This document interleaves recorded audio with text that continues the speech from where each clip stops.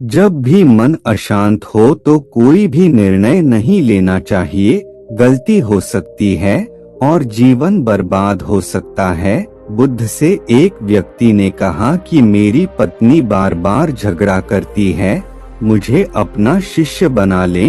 बुद्ध ने कहा कि नदी से पीने का पानी लेकर आओ। शिष्य नदी किनारे पहुंचा तो पानी बहुत गंदा था। जब भी हमारा मन अशांत होता है तब हमें कोई भी महत्वपूर्ण निर्णय नहीं लेना चाहिए। ऐसी स्थिति में निर्णय में गलती हो सकती है, जिससे भविष्य में परेशानियों का सामना करना पड़ सकता है।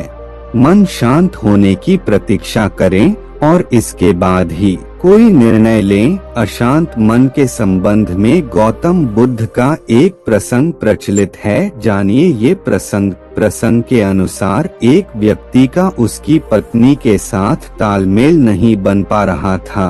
उनके बीच रोज झगड़े होते थे, इस वजह से उसका मन अशांत रहता था।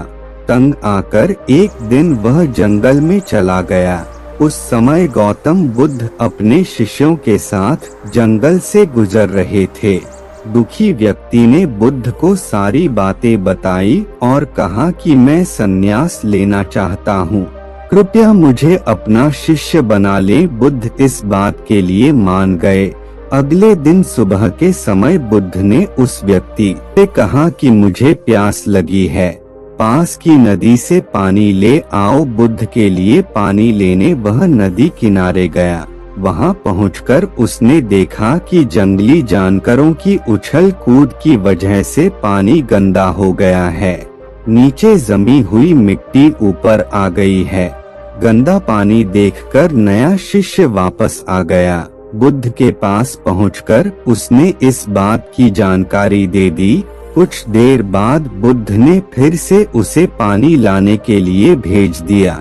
इस बार नदी किनारे पहुंचकर उसने देखा कि पानी एकदम साफ था। नदी की गंदगी नीचे बैठ चुकी थी।